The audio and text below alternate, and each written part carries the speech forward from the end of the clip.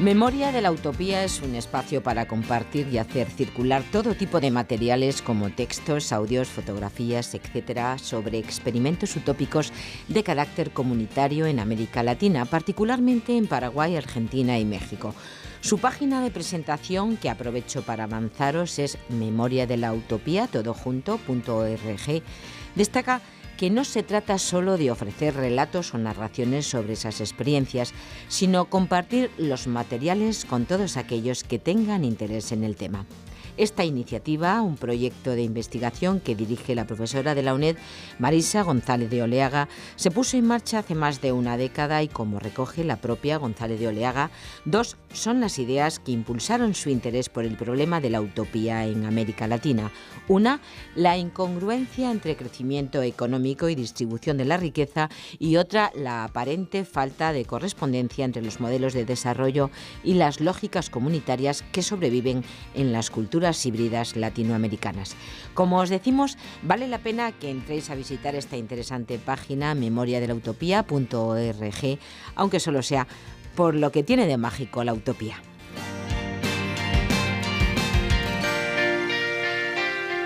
En este segundo tramo de Sin Distancias, el profesor del Departamento de Historia Social y del Pensamiento Político, Miguel Martorell, ha invitado a la profesora Oleaga y a una investigadora de Memoria para la Utopía. Su propósito es abrir un debate sobre la transmisión de la memoria y el testimonio de los supervivientes, un tema sobre el que está trabajando la profesora González de Oleaga y que nos va a ayudar a entender cómo encauzar y transmitir el testimonio de quienes han sobrevivido a grandes procesos históricos traumáticos, como genocidios, guerras o dictaduras, y qué aprendizaje se puede obtener de su experiencia. En este caso, su mirada se dirige a los oscuros años que vivió Argentina durante la dictadura. Bienvenido, profesor Martorell. Hola, muy buenas. Bueno, pues después de estas fiestas vamos a entrar otra vez a debatir sobre temas de historia, sobre un tema que no es precisamente agradable ni tiene que ver con el espíritu navideño, sino más bien todo lo contrario. Vamos a hablar sobre traumas, memoria y cómo podemos reconvertir o utilizar la memoria para construir ciudadanía. El tema de la memoria y cómo incorporar la memoria al trabajo del historiador, pero también a la sociedad, es un tema absolutamente fundamental en historia contemporánea ahora, entre otras muchas cosas porque es un tema universal.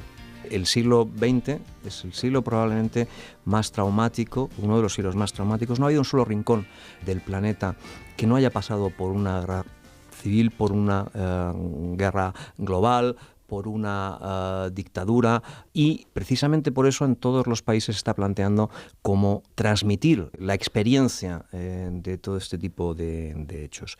Pensemos en Europa, en las secuelas de la Segunda Guerra Mundial, del nazismo, el Holocausto, el colaboracionismo. Eso afectó prácticamente a todos los países, implicados y neutrales, que de alguna manera colaboraron también en ello. Si vamos a América Latina, la herencia de las dictaduras del siglo XX es terrible. En fin, Europa del Este y las dictaduras socialistas, Asia.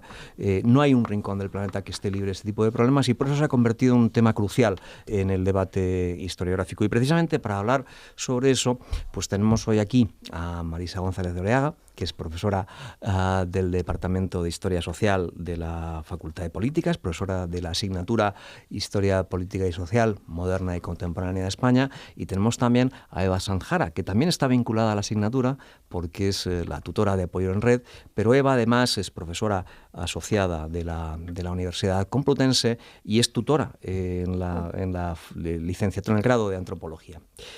Marisa precisamente decía que lo de la memoria y el modo de incorporar al relato histórico y también a la ciudadanía el recuerdo o la memoria o la experiencia de los hechos traumáticos es universal. Y vamos a empezar centrándolo en el trabajo que está haciendo Marisa González de Oleaga ahora, que precisamente tiene que ver con la experiencia de la dictadura argentina y de los centros de detenidos y cómo transmitir eso a las nuevas generaciones.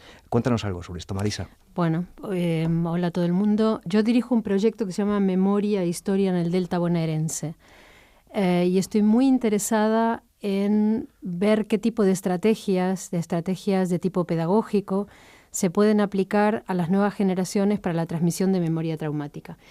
En realidad yo me encuentro con este tema de una manera bastante casual. Yo venía trabajando sobre los testimonios de supervivientes de un campo de concentración que funcionó en una zona muy particular en el norte de Buenos Aires y que solo funcionó durante un mes, que fue el mes en el que llega a Buenos Aires la Comisión Interamericana de Derechos Humanos y tienen que trasladar a los prisioneros de la Escuela de Mecánica de la Armada a ese lugar. Sin saber muy bien por qué, intento localizar el sitio, lo localizo, no lo habían localizado hasta entonces, tomo fotos, esas fotos son presentadas en el juicio ESMA 3, se consideran como una prueba del plan de genocida de los militares y a partir de ahí empieza a rodar toda una experiencia que en parte yo acompaño y secundo, pero que en realidad casi iba por delante de mí, me superaba a mí, no fue algo que yo proyectase como proyecto de investigación, que era ¿qué hacer con la población de alrededor? Una vez que uno tiene un montón de relatos, una vez que uno tiene un montón de trabajo hecho sobre lo que allí se vivió en ese campo de concentración alternativo, ¿qué hacer con las escuelas, con la gente del lugar, con las personas mayores, ya mayores, que vivieron esa experiencia, que la tenían ahí al lado? Para saber, en principio, yo lo que quería saber es qué les habían transmitido a las nuevas generaciones. Lo primero que me encuentro es que lo único que les transmitieron es el propio trauma. Miedos, recelos, frases como no te metas, si ves algo, hace como que no lo ves. Esa era la transmisión. Y entonces empiezo a trabajar con los chavales que tienen de 10 a 18 años, no ofreciéndoles un nuevo relato a la manera de los historiadores o de los pedagogos o de los profesores de historia, ¿no? Un nuevo relato sobre lo que pasó durante la dictadura del 76 al 83, sino ponerlos a ellos en el lugar, ¿no? Decirles, bueno, ¿qué les parece si son ustedes los que se convierten en mi equipo de investigación? ¿Qué les parece si son ustedes los que hablan con sus padres, sus abuelos, los vecinos, para preguntarles qué vieron, qué oyeron, de qué se acuerdan? Yo había intentado hacer algo parecido y la respuesta había sido no me acuerdo, no sé nada, éramos muy jóvenes y lo interesante era el gesto físico. Todo el mundo miraba hacia abajo, no podían mantener la mirada. Entonces yo pensé, en un momento dado, digo, bueno, vamos a probar con los chicos. Cuando empecé a trabajar con los chicos, los primeros minutos eran de falta absoluta de interés, como diciendo, ¿qué me viene a contar? Me viene a contar otra vez otra historia, en lugar de sobre San Martín, sobre los militantes de la década de los 70. Cuando empecé a trabajar con ellos, con las distintas edades y dependiendo de las edades, les pregunté a todos si sabían lo que era un trauma. Y todo el mundo respondía sí, cada uno con sus palabras, me decían, sí, es algo como cuando a uno le pasa algo terrible y se queda como impresionado. Entonces yo les decía, sí, por ejemplo, imaginemos que estamos ahora aquí, ¿qué es lo que esperamos hacer a continuación? Ir a comer. Bueno, en lugar de ir a comer, nos mete la cabeza un dinosaurio por la ventana. ¿Cuál es nuestra reacción? De miedo, de miedo. Sí, de miedo. ¿Y cuál es lo siguiente que queremos hacer? Entonces empezaban a discutir, bueno, ¿y por qué vino el dinosaurio? ¿Y qué hace el dinosaurio? ¿Y de dónde? ¿Qué quiere de nosotros? Entender. Lo primero, ante algo que irrumpe de manera violenta e inesperada y que es además terrorífico, es querer entender. ¿Y qué pasa si viene el director de la escuela y les dice, no, ustedes no vieron nada, no pueden hablar de lo que vieron, olvídense? Y me dijo un chico, nos enfermamos. Resulta que ese chico tiene un familiar desaparecido y después me contó que su padre todavía llora por las tardes esperando a que su hermano, que es el familiar desaparecido, aparezca en algún lugar, ¿no?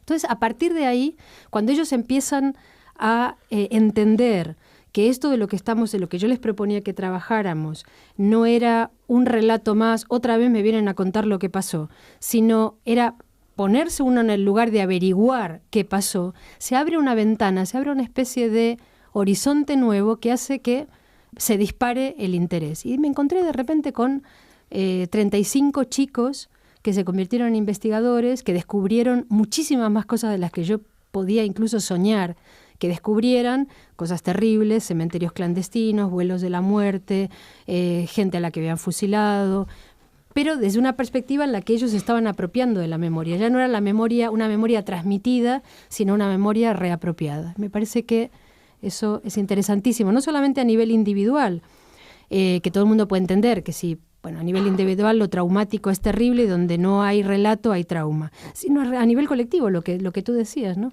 Uh-huh. Esta gente tiene que constituirse como ciudadano, tiene que ejercer derechos en el futuro.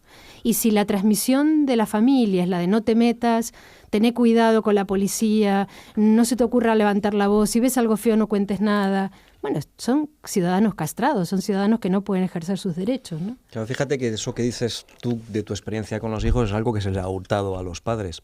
Y no puedo evitar, cuando contabas, y en uno de tus textos lo explicas muy bien además, eso que decías ahora de que al preguntarle a los adultos por lo que había ocurrido en los años de hierro de la dictadura, pues esta cosa del gesto bajo, la mirada esquiva, las respuestas entrecortadas, el miedo a hablar, y eso tiene que ver con lo que decía al principio, es que esto, todos los que hemos vivido en algún país que haya pasado por un trauma de ese tipo, lo conocemos. Yo no puedo dejar de pensar, por ejemplo, en lo que suponía en los años 70, es decir, 30 y tantos años después de que acabara la guerra, que es más o menos la distancia temporal que estás barajando tú en tu caso, sí.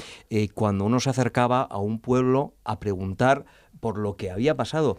Y estaba, por un lado, el miedo al propio aparato del Estado, a lo que van a hacer las autoridades, a lo que tal, pero también una cuestión fundamental, y es el miedo a los vecinos también. Totalmente. Es decir, porque claro, todo este tipo de procesos suponen una fractura civil, en la que hay una parte de la población local o nacional, etcétera y tal, implicada también en el aparato. Y en ese sentido, eso cuesta, pero esto que tú estás viviendo en Argentina se puede vivir aquí, pero pienso que, por ejemplo, también se hubiera podido, en Centro Europa, sin ningún tipo de duda. Hoy es un debate, por ejemplo, que en Polonia todavía es absolutamente candente.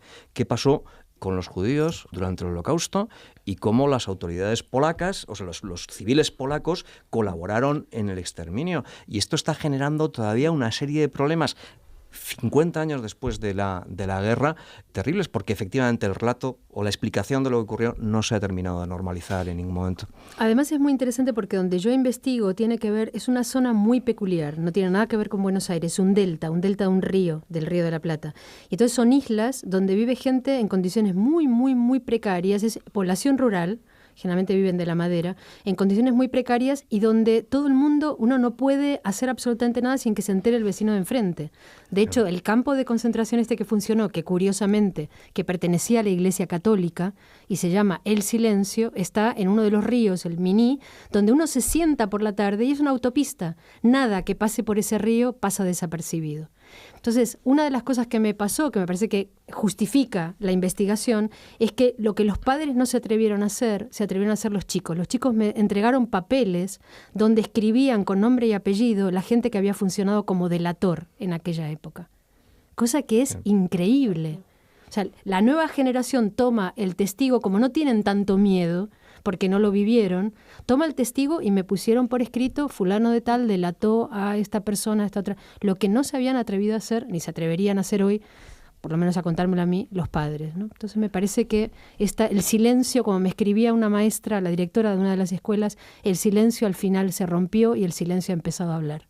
A propósito de lo que estáis comentando, me surgen dos ideas. Por un lado, a lo que se refería Miguel con respecto a la aplicabilidad, ha sido un tema de la memoria trabajado aquí en España durante unos años de manera muy intensa, pero que en cierta manera se ha olvidado, se ha perdido ahora en los últimos años. Creo que sería muy, muy interesante retomarlo y, desde luego, retomarlo de manera distinta a como se había emprendido previamente. Me parece que esta metodología de la que está hablando Marisa, en lo que se refiere a hacer a los sujetos investigadores, protagonistas de la investigación, puede ser un aspecto, una metodología muy importante para aplicar este proyecto a otros casos, como comentaba Miguel. Sí, desde luego lo del trabajo con colegios y con estudiantes sobre esto a mí me parece que es fundamental. Bueno, por ejemplo, en Francia, la Asociación de Profesores de Historia de Bachillerato, es una asociación bastante potente, organiza todos los años viajes de profesores y de alumnos a campos de concentración nazis por los que hubieran pasado ciudadanos franceses, y entonces, pues les explican tal. En España, incluso durante un tiempo, la Asociación de Amigos de Mauthausen, de supervivientes españoles del campo de concentración de Mauthausen, se dedicó a que supervivientes del campo contaran su experiencia en colegios. Y en ese sentido se han hecho cosas muy, muy interesantes. Yo creo que es muy importante precisamente aprovechar el testimonio de generaciones que, bueno, pues por razones obvias van a acabar desapareciendo para que puedan contar su experiencia. Porque, hombre, hay una cosa que ha dicho Marisa que yo creo que es importante. El relato histórico no sobra, por supuesto. No, es complementario. Lo que pasa es que es complementario. Claro. Complementario, a mí es una cosa que siempre me ha preocupado mucho y que está en el debate de historia contemporánea, que es esa dicotomía y enfrentamiento entre historia y memoria, que o bien se convierte en si aceptas lo uno niegas lo otro, o bien en un pulso en el que lo uno tiene que estar por encima del otro. No. Y yo creo que cada uno tiene su espacio.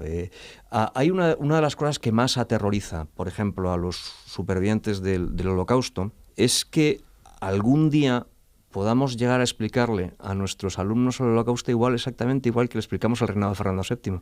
Es decir, que se convierta en una cosa categorizada, despersonalizada, numérica, totalmente, etcétera y tal, que no tenga ninguna empatía emocional.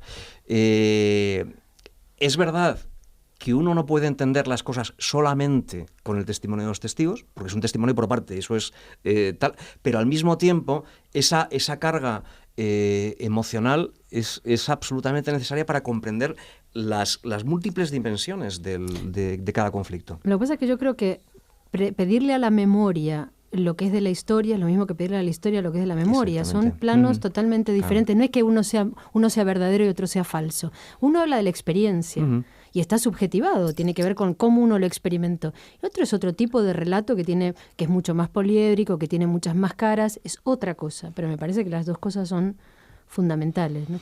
Una cosa que yo quería añadir es que en el caso de Argentina, este gobierno y el gobierno anterior han hecho cosas, tienen toda una política de la memoria. Creo que es el gobierno que más ha trabajado sobre el tema de la memoria. Otra cuestión es cómo lo ha hecho y para qué lo ha hecho, pero ha trabajado sobre el tema de la memoria. Pero hay una tendencia al adoctrinamiento, que a mí me parece tan nefasto como la ausencia de transmisión, ¿no? Esta cosa de ofrecerles a los chavales un relato que es el relato que se impone desde el Estado sobre cómo fueron las cosas. Bueno, la reacción ante eso es la indiferencia. Es otra vez San Martín, que aquí sería, no sé, otra vez Fernando VII, ¿no? Otra vez sopa, otra vez lo mismo. Cuando en realidad lo que se trata es, si lo que pretendemos es que haya transmisión y que la transmisión sea más o menos exitosa, me parece que es fundamental que los estudiantes se hagan cargo de todo esto, ¿no? Y también los profesores, que a mí me ha pasado en estas escuelas donde trabajo, de un chico de repente plantearme que por qué teníamos que ocuparnos de algo que pasó hace 40 años y no ocuparnos de lo que estaba pasando ahora. Y aceptar ese tipo de... Es un argumento que uno con el que tiene que trabajar, no decirle no, pero qué tontería. No, por supuesto. Aceptar el rechazo, aceptar muchas veces el disenso, el que no estén de acuerdo con lo que uno esté haciendo. Me parece que eso es lo fundamental.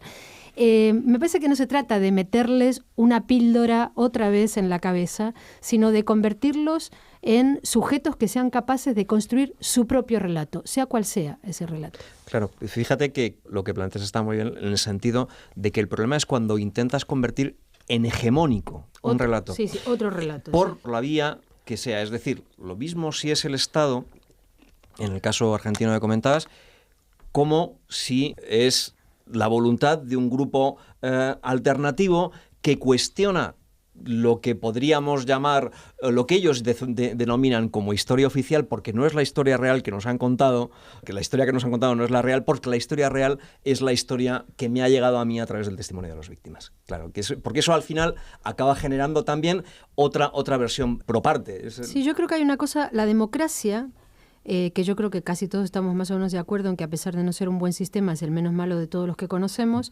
también tiene que ver con eso. Tenemos que acostumbrarnos a que va a haber siempre y a convivir con muchas interpretaciones. ¿Con cuál quedarnos? Eso es responsabilidad de cada quien. Claro, porque esa efectivamente, y tiene que ver también con las susceptibilidades que en ocasiones en este país ha generado el tema de la memoria histórica. Pero claro, a veces se plantea la cuestión de la memoria histórica como si existiera una única memoria colectiva, lo cual es un absoluto disparate. Es decir, porque en cada momento, en cada país, en cada circunstancia, existen múltiples experiencias de grupos que se van transmitiendo de generación en generación. Entonces es evidente que la memoria por ejemplo, que puede tener de la guerra civil un combatiente franquista o los hijos del combatiente franquista o el entorno en el que se movía ese combatiente franquista va a ser completamente distinta de la memoria que va a tener un represario republicano.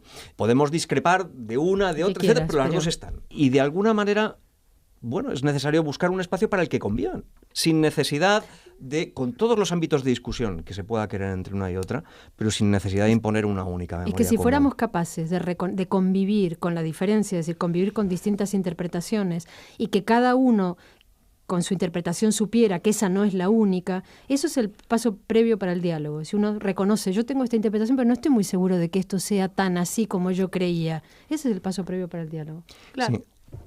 Yo estoy completamente de acuerdo con lo que estáis comentando acerca de la necesidad de conjugar diferentes discursos, de que diferentes discursos convivan, porque precisamente además me parece que eso es lo que enriquece la historia, ¿no? Eso es lo que le da riqueza y también le da vida y le da, junto con el discurso histórico más tradicional, la emoción de la que también hablabais previamente. Entonces, completamente de acuerdo en que hay muchas memorias, también diferentes discursos históricos, y que todos tienen que tener su hueco y todos tienen que complementarse de alguna manera para enriquecer. Y en cuanto a esto, veníamos hablando, ¿verdad?, acerca de los traumas como algo, como una cuestión que no puede asumirse y que necesita de un tratamiento específico para asumirse, individuales, colectivos, si individuales o si colectivos, y la memoria, ¿no?, el tratamiento de todos esos hechos traumáticos, si individuales o colectivos, y lo veníamos comentando, y precisamente en relación con esto que estáis comentando,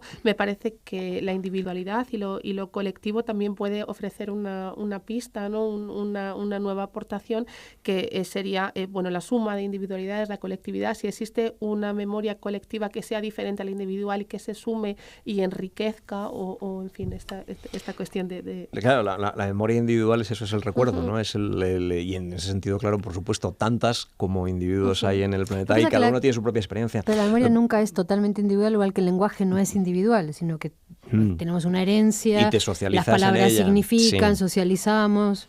Sí, no, eso está claro. O sea, ni siquiera en las cosas más básicas que uno recuerda de su infancia, la mitad se las han contado otros. Pero sí, eso tiene que ver con lo que planteas, con lo que estábamos diciendo antes. O sea, hay múltiples memorias colectivas en un mismo contexto, en un mismo país, en un mismo contexto. Y claro, la cuestión es que ninguna tiene que reivindicarse a sí misma como hegemónica ni como exclusiva. Ese es el problema. Porque eso es lo que hace que mucha gente incluso se sienta marginada y fuera del debate.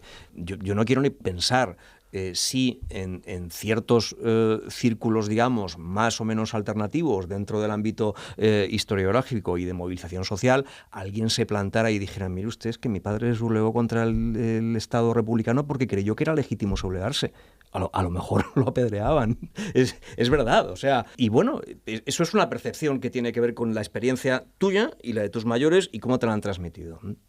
Pero bueno, fíjate, yo creo que has apuntado antes una cosa que me parece muy interesante y que tiene que ver con el tema de las generaciones, porque es llamativo el caso que planteas, es decir, que sean niños de, estamos hablando de qué 10 edades? a 18. Los que aporten información sobre un tema y los que les haya surgido la iniciativa incentivada también por quienes planteáis el debate de preguntar por estas cosas. Pero lo que sí es normal es que en los casos de procesos traumáticos haya una especie de hueco generacional, es decir, y eso se da en casi todos los casos.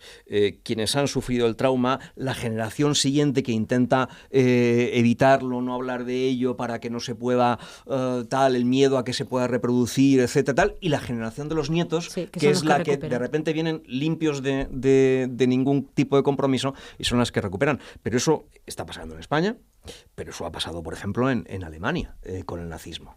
La generación de la inmediata posguerra en realidad no quería saber absolutamente nada sobre el Tercer Reich. Y son sus hijos los que empiezan a preguntarse: oye, papá, exactamente esto no me encaja, lo que me estás contando tú con lo que estoy viendo a través de otras fuentes. Países absolutamente nada sospechosos con una marchamo de democracia tal como Francia han pasado por un proceso relativamente parecido. O sea, Francia, el relato que se construye en Francia después de la Segunda Guerra Mundial es que todo el país, poco más o menos, era resistente y participaba en la lucha contra el nazismo. Y las colaboracionistas no existían. Un país que estaba... la mitad del país era un Estado subordinado al Tercer Reich y la otra mitad estaba ocupada por el Tercer Reich, ¿no? Y precisamente es la generación de los nietos en los años 70, 80 la que empieza a preguntarse qué es lo que estaba pasando y de repente descubre que incluso el presidente socialista del país había tenido unos pequeños escarceos colaboracionistas en su infancia o en su juventud, como probablemente tampoco podía ser de otro modo en ese contexto, ¿no? Pero bueno, el tema de las generaciones yo creo que es muy importante. Interesante, es muy interesante. Y el caso de estos chicos corresponderían a la generación de los nietos. Claro. Ellos de hecho trabajan con padres y sobre todo con abuelos. Pero también es interesante qué se juega a la generación de los protagonistas, a la generación de los que lo vivieron directamente, los de la memoria, porque luego vendría la posmemoria. Es interesante porque son muy sensibles a contarles a los que vienen detrás, que si a mí no me quisieron contar nada, cosa que yo entiendo porque no soy del lugar. Pero es interesantísimo la apertura que tuvieron con estos chicos cuando estos chicos están en condiciones de preguntar. Ningún padre dijo, no, yo de eso no quiero hablar, sino que se sentaron y hablaron, contaron con lujo de detalles. Me parece interesantísimo esa... yo me preguntaba, digo, ¿qué pasó que de no hablar nadie, de repente habla todo el mundo, ¿no? Y todo el mundo me llama por teléfono, me deja mensajes, yo quiero hablar, yo sé, yo vi... Bueno, creo que tiene que ver con que tal vez nadie había ido nunca a preguntar por ahí, ¿no? Sí, puede ser. También a lo mejor es que es distinta la pregunta de un niño de 10 años al que se presupone una cierta inocencia que la pregunta de un extraño adulto que no sabes exactamente qué va a hacer con la información. Me pasó una cosa que es una metáfora, es una escena de cine, ¿no? Que uno de los chicos con los que iba a trabajar, que había estado hablando con él y con todos los... me dijo que no tenía grabadora, le dejé una grabadora y cuando fui a buscar a ver qué había hecho, no había ido a la escuela porque estaba enfermo. Y al día siguiente me encontré en mi casa la grabadora con una entrevista que había hecho a su abuelo y la entrevista eran 2 palabras, eran 2 minutos. Le preguntaba, ¿y por qué los mataron? Y el abuelo decía, ahí no se sabe por qué los mataron. Es terrible, es realmente terrible. Bueno, no nos queda nada. Si hay alguna cosa que queráis decir como conclusión, final o una última apostilla, este es el momento. Retomaría el interés de estas nuevas maneras de hacer historia, de el volver nuevamente a prestar atención a la memoria y retomarlas haciéndolas convivir con otros discursos previos. Gracias. Muy bien. Nada, yo agradecer, nada más. Bueno, pues nada, muchísimas gracias Marisa, muchísimas gracias Eva. Gracias Miguel. Y bueno, pues nada, volveremos dentro de poco. Vale.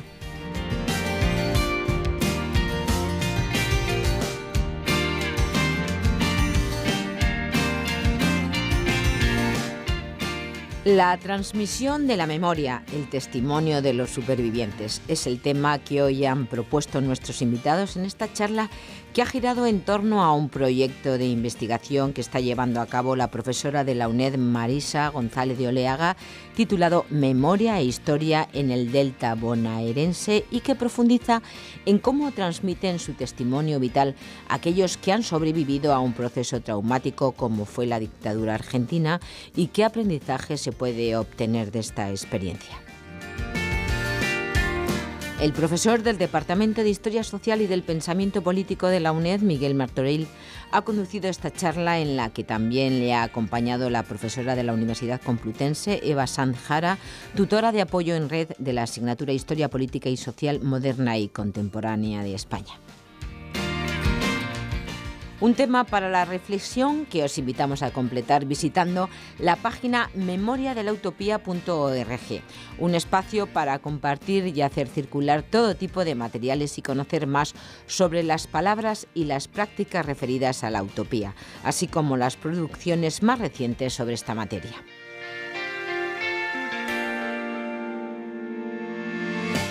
En este punto nos despedimos sin distancias, el programa diario de la Universidad Nacional de Educación a Distancia en Radio 3. Si quieres volver a escuchar este o cualquiera de nuestros espacios, puedes hacerlo en canal.uned.es y en YouTube, donde nos encontrarás en UNED Radio o también puedes escucharnos en el podcast de Radio Televisión Española.